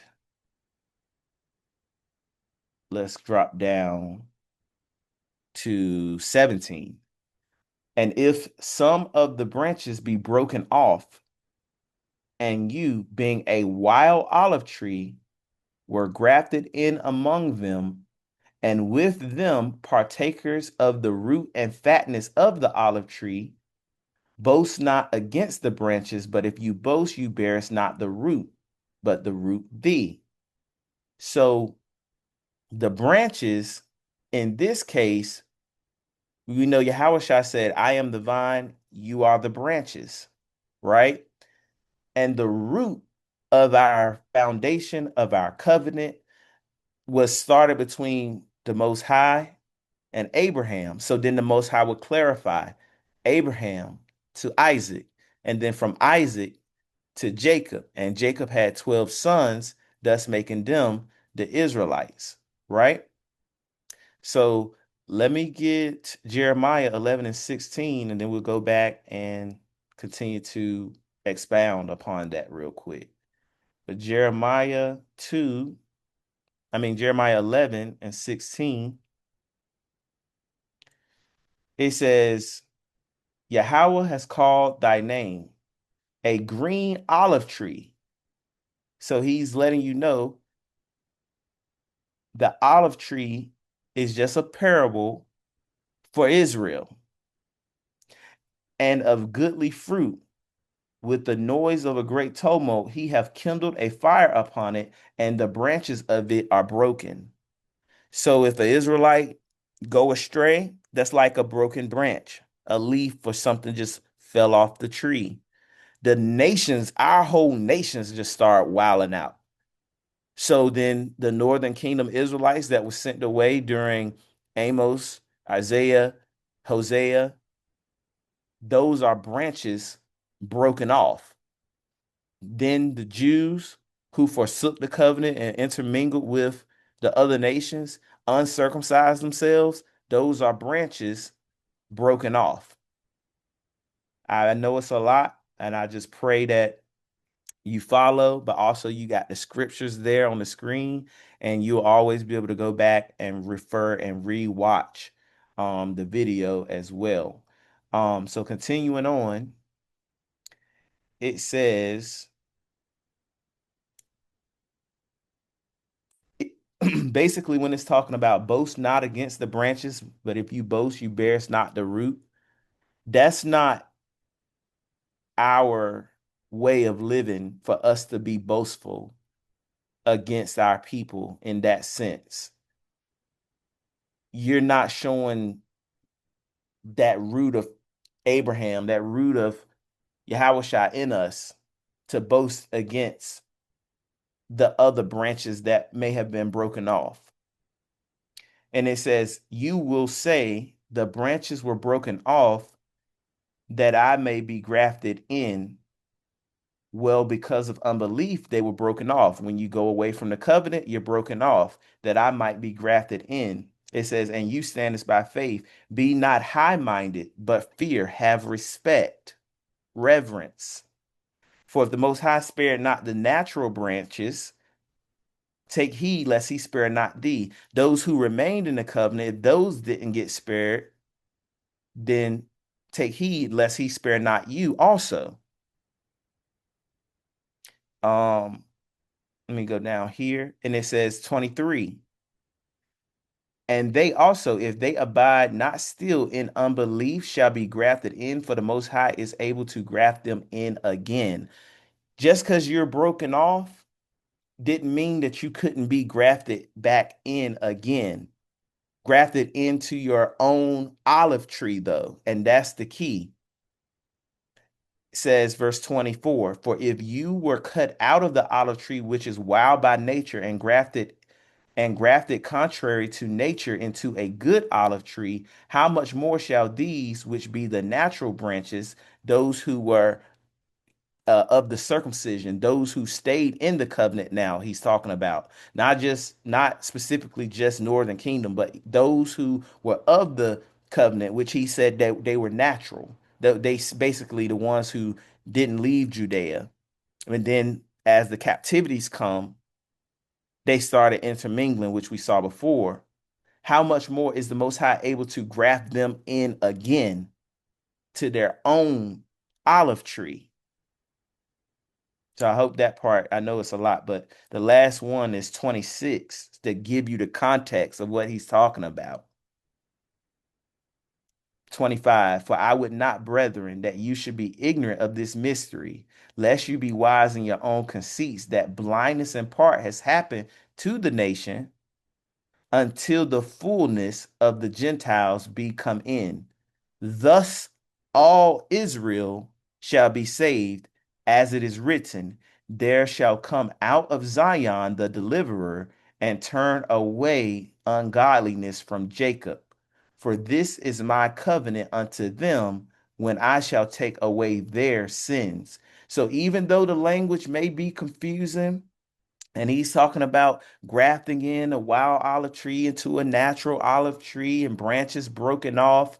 He does do his best to clean it up at the end to give you the subject matter. If you can't take nothing else from it, that's what you should remember. He didn't say all of the other nations. He comes and breaks it down here that blindness in part has happened to Israel. So the rest of the 12 tribes can come in. If that wasn't enough, because it used the word Gentiles, he comes right back and says, so all Israel can be saved, making it more clear. And then when we get Isaiah 59, when we get Isaiah 59 and verse 20, it says, and the Redeemer, Yahweh Shah, shall come to Zion and unto them that turn from transgression in Jacob, in Israel. So the Redeemer is coming to Zion to turn them from sins in Israel. And that's why Paul, he's quoted, he knows Isaiah, Hosea, Amos. So if nothing else, by the end of 11, he just made it clear 2 or 3 times that he's talking about Israel. So prayerfully, family, just the scriptural part. We got like a couple more things, but the scriptural part, chapter 1, 2, 3, 8, 9, 10, 11, that it all makes sense that he's talking about the restoration of all 12 tribes, which is the same thing that Ezekiel was talking about, taking two sticks, but making the 2 sticks 1 stick. We covered that already, but they all flow together. That's the grafting in that Ezekiel was talking about. It wasn't just taking the 2 rods and smashing them together. It's the same metaphor of grafting 2 sticks into 1 stick, branches from the olive tree, making it back into that same olive tree. And the subject matter of this has been Israel the whole time. This is the same thing as the parable of the son. It's 2 sons, northern and southern kingdom. One was sent away, one stayed home. When the son that was sent away came home, he said, I'm not worthy to be called a son, because the Most High says, you are not my people. But now the Most High is saying, in that same place, you were called not my people, you'll be called my people. And that's still being fulfilled to this day. It's still being fulfilled. It's not complete yet, but it will be. So I pray, I know it's a lot. I know it's a lot of scriptures, a lot of word salad. I pray that that makes sense. Um, and just to top this off, just to give you guys some witnesses about why the Most High used these agricultural terms, and then hopefully whatever questions you have and things like that will make more sense. So these are 3 witnesses that I got that talks about grafting in of olive trees. It says, according to a review of graft union formation, a prerequisite for a graft compatibility is a taxonomic proximity, meaning they need to be close together. Grafts within the same species tend to succeed. Grafts between distant related plants or different families are rarely compatible. And that's from mechanisms underlining graft union formation and rootstock scion interaction in horticultural plants from PMC. The next one is from grafting from encyclopedia.com, a general interest horticulture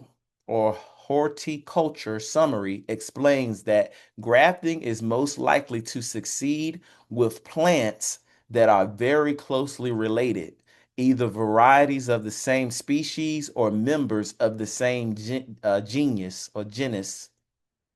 So they're saying it can't be, I took a olive tree and an apple tree and I'm grafting them in together. So therefore, in the same sense, you wouldn't take an Israelite, which is called the green olive tree, and then take some of the other nation, like they teach us in Christianity, and graft them in, and now we're all Israelites. That's not what the Most High was talking about.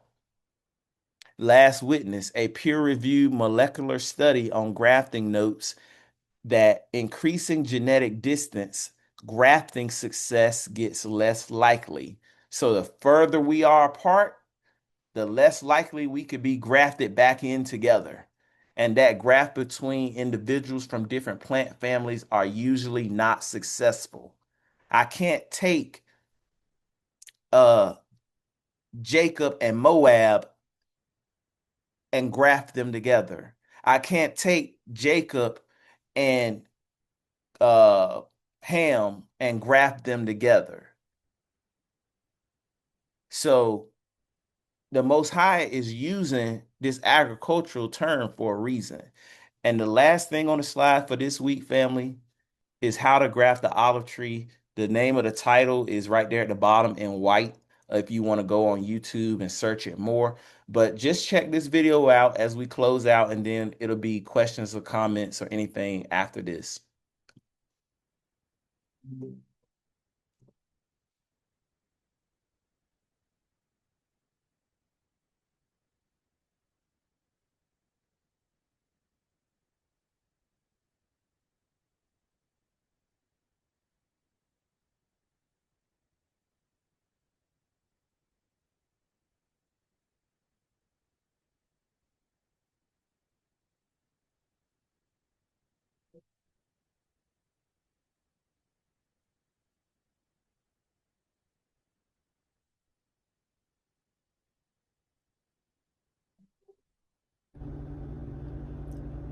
Shalom, brother. I don't think there's no volume. He's not talking. Okay, I'm sorry.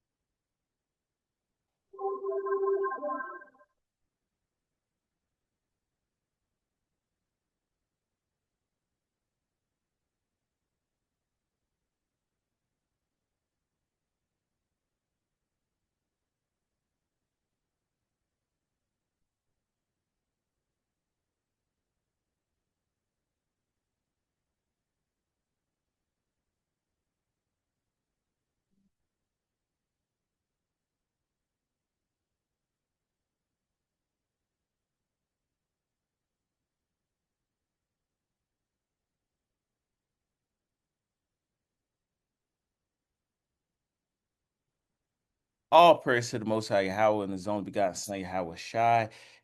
If you saw there and really thought about all of the things that the parable and Paul's description and Ezekiel that they described, the branch was broken off. So he cut the branch or cut the branch to where everything was exposed, and the branches that he had in his hands was broken off. So then he had two sticks. He had one that was in his hand and one that was still attached, and he shaved both of them down, and then he put them, as instead of two sticks, one stick. Then he wrapped them together so that they could formulate, and then it was able to regrow the branches and leaves that were fallen and broken off.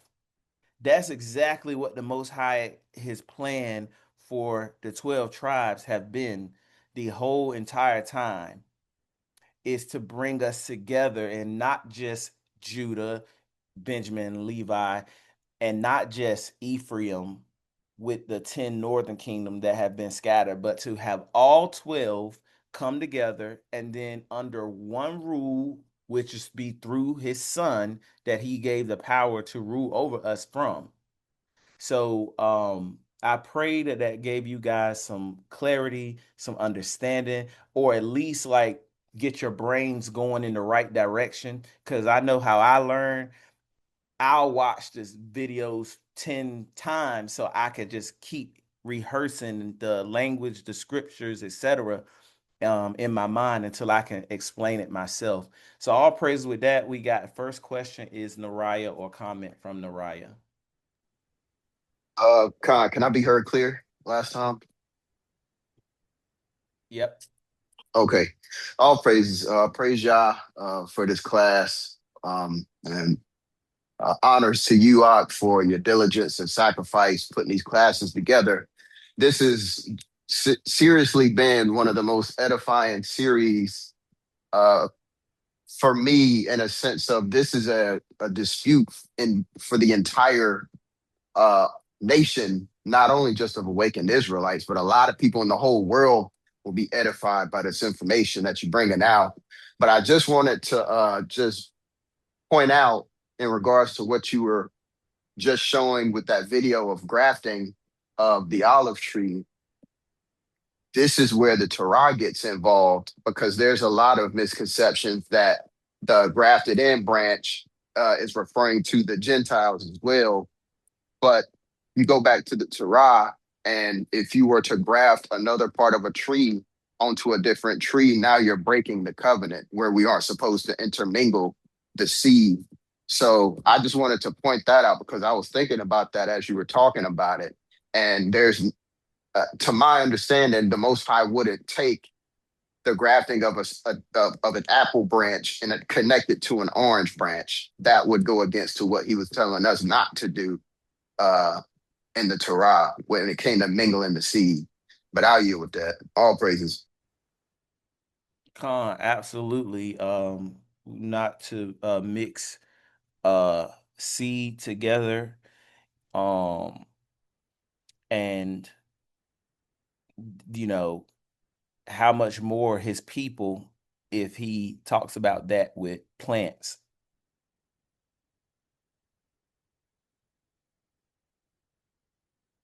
So did anyone else want to unmute and have any comments or precept or question? No, I just all praises for this beautifully, masterfully class. I think you do it. Excuse me. You do it. You're doing it right. I think babes should be able to grasp this stuff if they put the time in. You have to want to put the time in, but I think you put it in terms that the babes can grasp these things. The one thing I wanted to go ahead and get in front of is that these Christian apologists are becoming very cunning, or even more cunning. They've always been cunning, but even more cunning. And now they're trying to, or some of them getting slick, and they want to agree that Israel was set apart to be God's people. But now, because of Christ, everybody who's believing in Christ can be his people. But the problem with that, for those who are learning or researching, no scriptures verify that Christ came to bring everybody, all the nations, back to the Most High. There's no verse, no quotes by the Messiah where he came to bring all the nations back to the Messiah. I mean, to the Most High. There's no verses. I've checked, I'm checking every day. There's no verses that Christ came to bring all the people back to the Most High. The verses you covered were explicit. He came to bring the Israelites back to the Most High. So all praises for your efforts. I can't pay you, but Most High bless you and continue to increase your understanding. With that, I yield. All praises. And just a witness for Nariah is Deuteronomy 22:9. Thou shalt not sow thy vineyard with different seeds or diverse seeds, um, lest the fruit of your seed which you have sown and the fruit of your vineyard be defiled. So that's absolutely correct. And it also just goes in line with why would the Most High use this parable of an olive tree? And though one was wild, that's of the same genus or the same fabric versus, an orange tree or apple tree grafting with an olive tree. Did anyone else have any comments about any of it that we talked about today? I know it was a lot of scriptures, words, um, biblical definitions about the saints. But if not, I definitely appreciate everybody's time and attention. I think it was good, especially when the Shabbat is on this day. This is what we're supposed to be doing anyway. And I wanted to say earlier when I was showing the two witness the books, just the way that Abijah, the Most High, used him to help us wake up out of this slumber, just like I'm being used to help somebody wake up out of the slumber. The Most High has to use someone to help me and you all wake up out of a slumber, and somebody had to be used to help wake Abijah out of the slumber, and et cetera, et cetera, et cetera. And just the way that he has emphasized and really helped not tell us what to believe and not tell us what to think, but teaching us how to think as far as how to make sure we have 2 and 3 witnesses to be able to prove what we're saying, and how to, even though you might have a source, you gotta check the source and check the writer, and all of those things, the publisher, and just open up your thinking and question things, because even with the AI, the AI can lead you down the wrong direction. Or, I mean, it's the same thing as a Google search, but you still have to have a certain level of knowledge to be able to feed into the systems to make it work for you. Even if they tell you 3, 4, 5, 6 times that what you're saying is incorrect, now you might have other proof that they don't have yet. So I'm not saying like if someone showed you explicitly and proved it to you, don't believe them. But I'm just saying, like with the AI, a lot of the information is going to go to the first known, most commonly known information.